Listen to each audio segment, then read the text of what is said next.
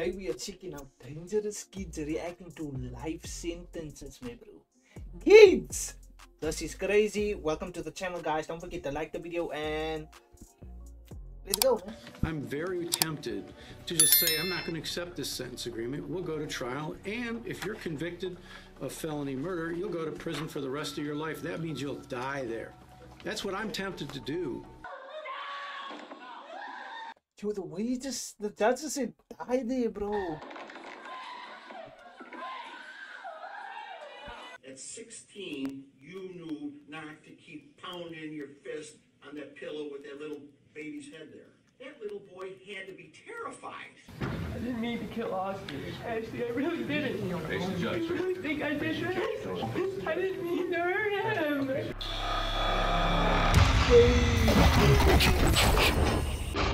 What the hell? Philip Chisholm. He is pure evil, and evil can never be rehabilitated. You must imprison this killer for the rest of his life. A 9th grader who's in court for murdering his 24-year-old school math teacher, Colleen Ritzer, on October 22, 2013. Colleen was known for her dedication to her students, and on that fateful day, she had asked Chisholm to stay after school for additional lessons. Little did she know that her kindness would lead to a horrific end. Chisholm came prepared with a knife, a change of clothes, and gloves. He followed her into a restroom where he took her life. His brutality didn't stop there. He robbed, assaulted, and abused her. Afterward, he disposed of her lifeless body by placing it in a garbage bin and dragging it behind the school. In a futile attempt to cover up his crimes, Chisholm went into town and used Ritzard's credit card to buy a movie ticket. However, he was traced down and arrested by the police the next morning. He still had Colleen's blood on his hands. While the magnitude of Chisholm's crimes is daunting, his courtroom behavior will leave you in disbelief. Philip Chisholm faced multiple charges, including murder, aggravated rape, and armed robbery.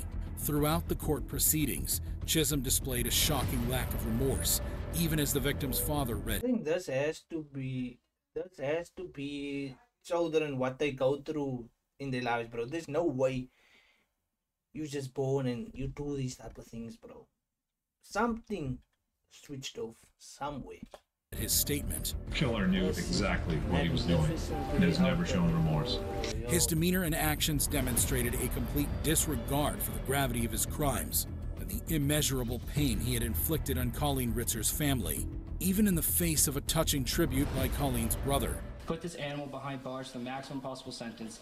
Do not give this coward the opportunity to shatter another family's lives. Chisholm remained cold and unrepentant.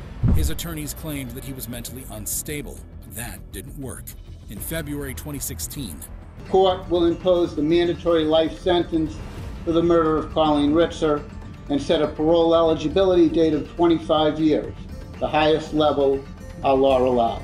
However, while Chisholm's reaction could certainly be dismissed as an effect of a mental illness, the same can't be said for the case of 19-year-old Brandon Spencer, who allegedly started shooting at a crowded Halloween party on the campus of the University of Southern California in Los Angeles. I'm sorry for what happened, Your Honor, but I need you life in prison. 4 individuals were injured in the shooting, but fortunately, there were no fatalities. That if you are so intent on killing someone that you're willing to shoot them and at the same time open fire into a crowd. Following the shooting, Spencer was detained by the Los Angeles Police Department for questioning. A couple of days later, he was charged with 4 counts of attempted murder. The prosecution argued during the trial that the shooting was the result of an ongoing feud between Spencer and a rival gang member, noting that Spencer himself was a documented and well-known gang member. I'm not a bad person, but I made mistakes. Well, Despite the horrifying nature of Spencer's offenses, his actions during the trial managed to shock everyone present. Throughout the trial, Spencer maintained his innocence, but the jury disagreed. Spencer also pleaded his case. The judge sentenced Brandon Spencer to 40 years to life in prison for the 4 counts of attempted murder. When Spencer heard his sentence, this was his reaction.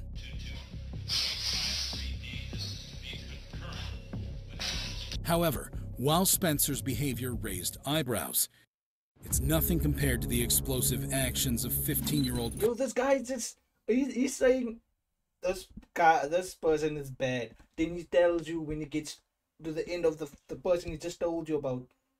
Then he said this one gets even worse, bro. So he's literally he's ranking these stuff to the max. So I can imagine how the last one is gonna look like. Conrad Schaefer during their trial. This was a 15-year-old who was out semi-automatic rifle shooting up. Schaefer shocked Osceola County when he and his friends began randomly shooting at the residence, resulting in the tragic death of 17-year-old David Guerrero, who was on his way to work. Before the shootings, Schaefer had persuaded his father to purchase a .45 caliber high-point carbine and 100 rounds of ammunition. He allegedly took the gun from his house while his father was asleep, marking the beginning of the neighborhood's nightmare. Conrad Schaefer and 3 of his friends, David Damas, Victoria Rios, and Juan Muriel, terrorized the community for 2 weeks. They even invaded 22-year-old Eric Rupnarin's home and fatally shot him. During his trial, Schaefer had this to say to the families of the victims. 15 at a time, I'm really sorry for the things I've done. And I know I did wrong, and I know my apologies don't mean nothing to you. And I know it ain't gonna change how you feel about me. Families of Eric Rupnarin also seem to agree. Eric was my grandson. He was my helper to me and my wife. At this time, my family and I had no intention to forgive the guilty because of such a heinous and brutal crime that was done to my grandson, Eric Rupnarin. Schaefer eventually pleaded guilty to 2 counts of first-degree murder, with over 22 incidents of gunfire damaging homes and vehicles. He was sentenced to 2 consecutive life sentences, with the judge stating that if Schaefer had been just 3 years older, he would have received the death penalty. However, Conrad Schaefer isn't alone in their courtroom actions.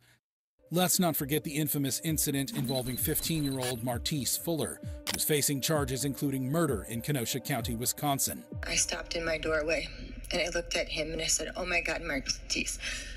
I said, "Please, you don't have to do this." And he looked at me and he said, "Yes, I do." Fuller broke into his ex-girlfriend's house with a handgun and fatally shot his ex-girlfriend in her bedroom while she was listening to music. Her mother, who rushed to the scene upon hearing the gunshots, confronted the assailant and was shot twice, but survived. During the trial, he showed little emotion. Fuller pleaded not guilty, but the jury ultimately found him guilty on 3 counts.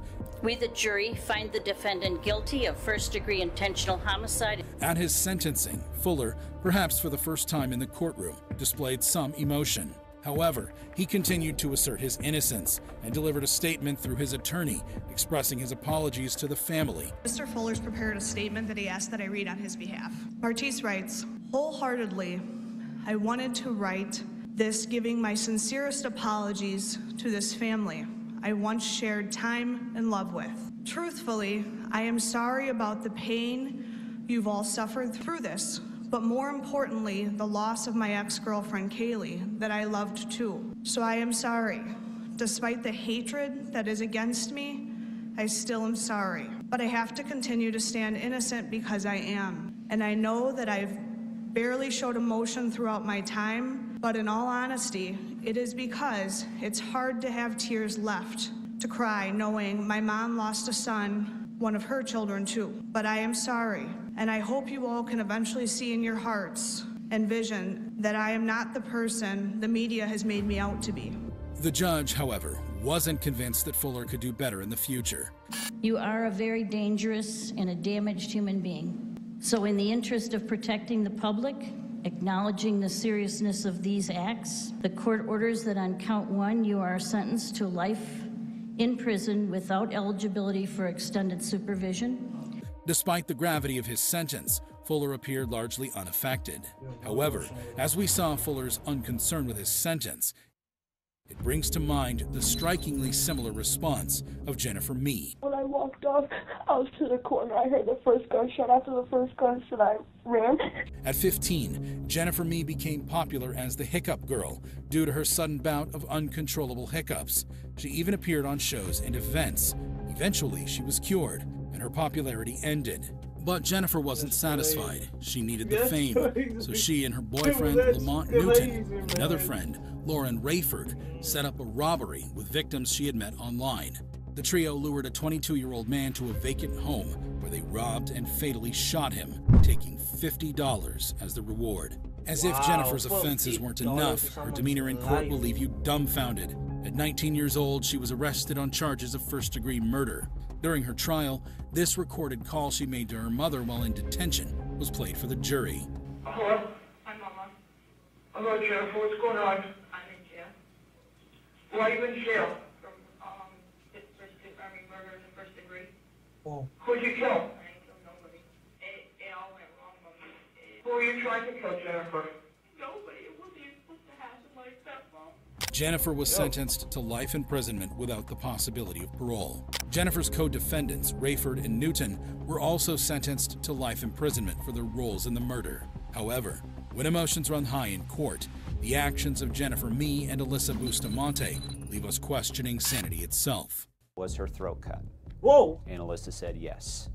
And that's when the grandmother broke down and began crying. Alyssa Bustamante was a troubled 15-year-old girl who lived with her grandparents and siblings in St. Martins, Missouri. On October 21, 2009, Bustamante lured her 9-year-old neighbor, Elizabeth Olton, into the woods behind her house.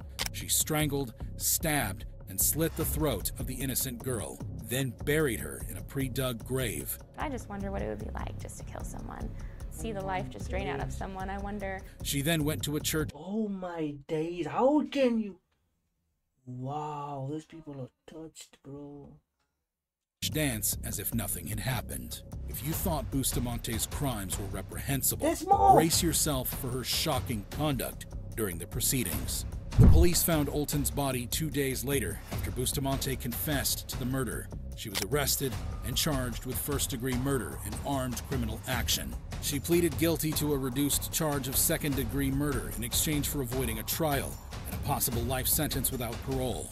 At her sentencing hearing, Bustamante apologized to Olson's family and said she regretted her actions. However, the judge was not moved by her remorse and sentenced her to life in prison with the possibility of parole after 35 years. She will be eligible for release in 2054 when she will be 60 years old. However, let's compare the jaw-dropping reaction of Bustamante to the astonishing behavior of 19-year-old Nicholas Cruz. My name is Nick, and I'm going to be the next school shooter of 2018. My goal is at least 20 people with an AR-15 and a couple tracer rounds. A gun. Yo, is it like a... I've just seen this in the US, bro, but... Yo, why? What started all this, man? Who carried out the deadliest high school shooting in U.S. history. Cruz killed 17 people and wounded 17 others at Marjorie Stoneman Douglas High School in Parkland, Florida, on February 14, 2018. Oh my God! He used a semi-automatic rifle that he had legally purchased a year earlier. I came out and asked him, legally purchased, but the reply was, legally. I go shooting with my friends on the weekends. I just want my own stuff. Despite... Did you know that the best way to make an extra income on Amazon is not by setting up an online store? The horrifying nature of Cruz's offenses, his actions during sentencing managed to shock everyone present. I think Cruz was arrested and charged. Only the police should have weapons, I think, in my opinion. Only the police should have the weapons, but I also don't know, bro. Charged with 17 counts of premeditated first-degree murder and 17 counts of attempted first-degree murder. He pleaded guilty to all the charges, admitting his responsibility for the massacre. Wow. What's going on today, bro? The demons, man. Demons? Voices. Voices and demons? Where's the voices? Where the f am I? Holy shit. What happened? Shut up. The jury could not reach a unanimous Shut up. verdict on whether to recommend Shut the death up, penalty for bro. Cruz. Shut up, you. Shut up. But people like that, you have to show no remorse, bro. As a result, he was automatically sentenced to life in prison without the possibility of parole Nicholas, I for almost each said of the Nicolas 17 Cage. murders, as required by Florida law. He was also sentenced to an additional 34 life sentences for the attempted murders. At his sentencing, Cruz attempted an apology. I am very sorry for what I did, and I have to live with it every day. And that if I were to get a second chance, I will do everything in my power to try to help others. And I am doing this for you, and I do not care if you do not believe me. And I love you, and I know you don't believe me, but I have to live with this every day. Cruz showed no remorse or empathy for his actions and instead wore a red prison jumpsuit, glasses, and a mask. He even laughed at one point during the proceedings. Cruz's lack of emotion and his escape from the people death laughing penalty with him, though? outraged and disappointed many of the victims' Should've got relatives who had hoped for a bro, different that's crazy. outcome. However, while it was clear that Cruz didn't care about the years he was going to spend in jail, his behavior in court was very different to that of 19-year-old Keandra Cook, a high school just student get who used higher a and dating higher, app bro. to set up a robbery scheme with her boyfriend, Kendrick Bass. Kendrick, yeah, Kendrick just dropped diss tracks now, bro. Oh no. I'm taking them.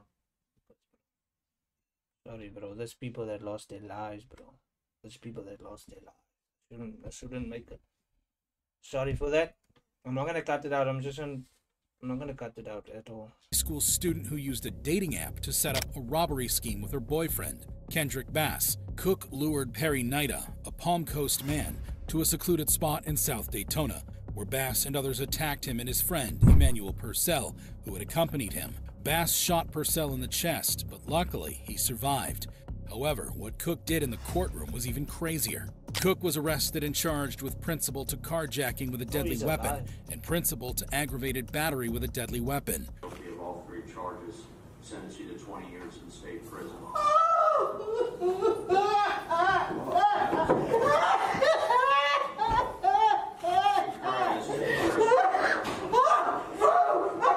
Cook was later allowed to withdraw her plea and cooperate with the state to testify against Bass, who was also charged with attempted murder.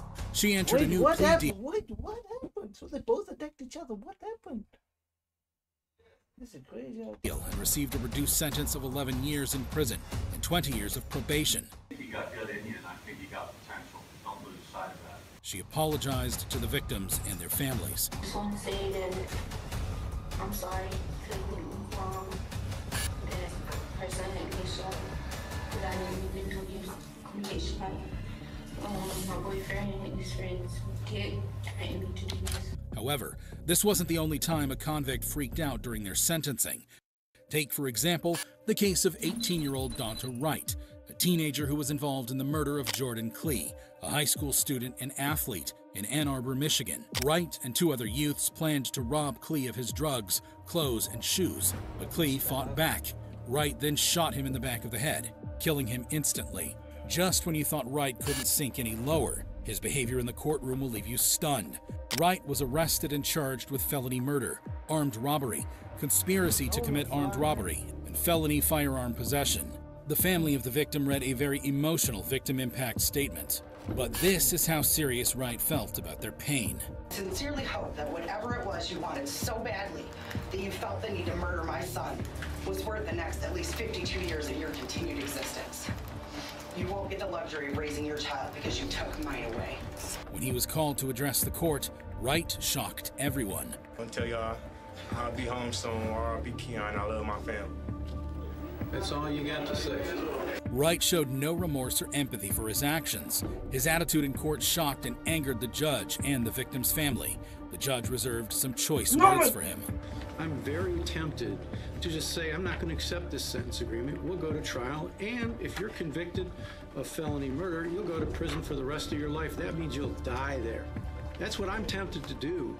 Wright was eventually sentenced to 25 to 52 years in prison for his role in the murder. He told me to hit her. I didn't want to, but I didn't want him hitting me, so I hit her. It's nothing compared to the explosive actions of 13-year-old Antonio Barbo and 14-year-old Nathan Pop during their trial. She said that she's going to have to call Antonio's mom, and Antonio kept looking at me, and then he hit her in the head. In September 2012, Antonio and Nathan conspired to and brutally murdered Antonio's great-grandmother, 76-year-old Barbara Olson. The kids bludgeoned her to death using a hammer and a hatchet, then stole her purse. What's even more chilling is that after committing this heinous crime, they used part of the stolen money to buy marijuana and pizza. We were going to try to scare her to get money and then use force if needed. When you say use force if needed, was there a discussion about what type of force you might use? An attack, I guess to kill. During the legal proceedings, Antonio Barbo changed his plea from not guilty by reason of mental illness or defect to no contest, reaching an agreement with the prosecution. However, he was very remorseful. I know I don't show my emotions much, and I myself am not sure why. But that doesn't mean I don't Nathan Pop also had some things to let off his chest. I just want to say that I'm truly sorry for everything that happened. However, despite his plea and expressions of remorse, he and Nathan were sentenced to life imprisonment. They were both remorseful as they left the court. However, just when you thought you'd seen it all, another convict surpasses Antonio and Nathan's wild courtroom display. As I approached, I got closer. I saw her really sniffing at a particular area. So I pulled her back, and when I looked, kind of second-guessed myself. You know, I thought I saw a dead body, but I wasn't too sure because, you know, it was missing some limbs. Enter 18-year-old Matthew Borgus, who was facing a murder charge for the beheading of 16-year-old Lee Valoria Paulino in December 2016. Borgus and Paulino were students at Lawrence High School and had reportedly smoked marijuana together in November 2016, which was the last time Paulino was seen alive. Paulino's body was discovered by a dog walker near the Merrimack River 2 weeks after he went missing. The details of the scene were chilling. Listen as the dog walker explained what he saw. As I approached, I got closer. I saw her really sniffing at a particular area. So I pulled her back, and when I looked, kind of second-guessed myself. You know, I thought I saw a dead body, but I wasn't too sure because, you know, it was missing some limbs. At first, Borgus was not considered a suspect, but the tide of evidence began pointing unmistakably in his direction. During the trial, the prosecutor, Jay Gabito, argued that there was an overwhelming amount of evidence incriminating Borgus. The allegations against Borgus were disturbing. It was suggested that he had stabbed Paulino multiple times before decapitating him. When the verdict was delivered, Borgus displayed an eerie lack of emotion. That the defendant, Matthew Borgus, is guilty on the charge of first-degree murder. Eventually, he was found guilty of first-degree murder and sentenced to life imprisonment, with the possibility of parole only after serving 30 years. However shocking Borgus' reaction to his sentence was, how does it compare to the reaction of 16-year-old Dylan Schumacher, who was in Buffalo, New York courthouse? I am a 16-year-old blonde. Probably all I have to do is cry in front of a jury, and they're going to feel sorry for me. On charges of second-degree murder. In March 2013, Schumacher was babysitting his 18-year-old girlfriend's child while she went to work. He was inside a Springvale home shared with his parents. Tragically, that evening, Schumacher beat the 23-month-old Austin to death. Following this horrifying incident, Schumacher was arrested and charged with the murder of the toddler, along with child abuse charges.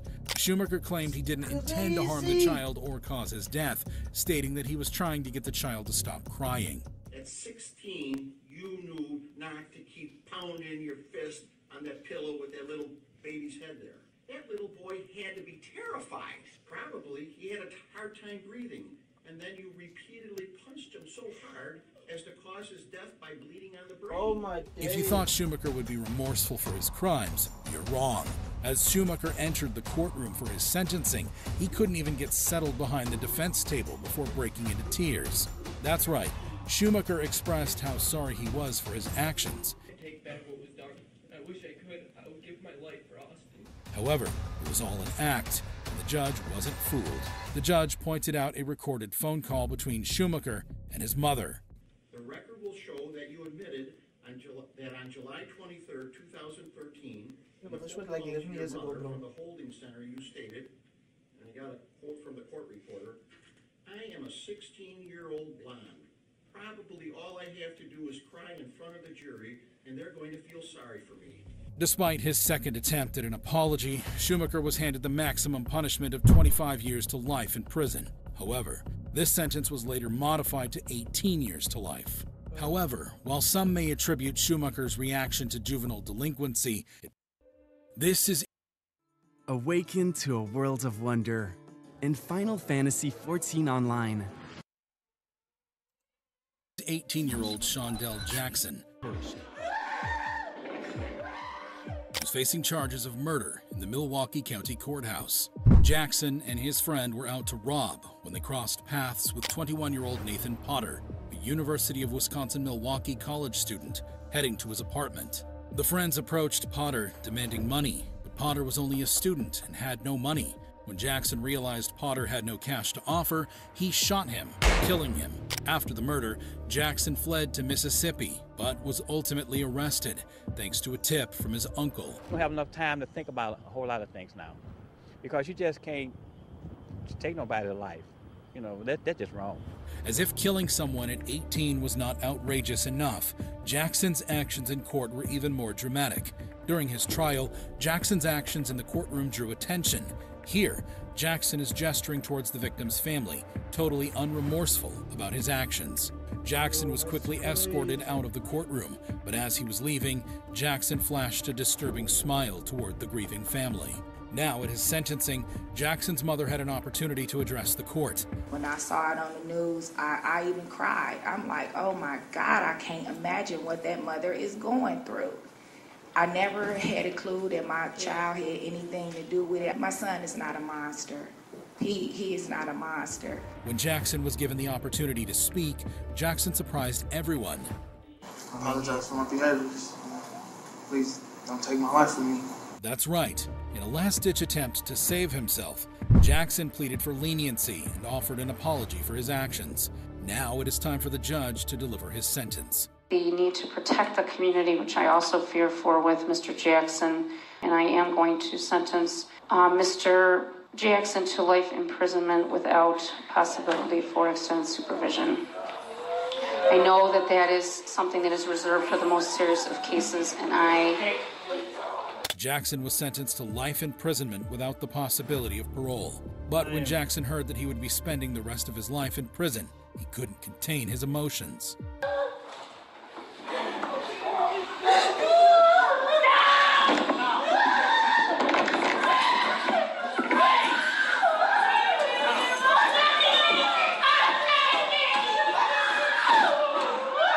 Deputies had to intervene, restraining Jackson as his anger flared. Watch again as Jackson pushed this cop over.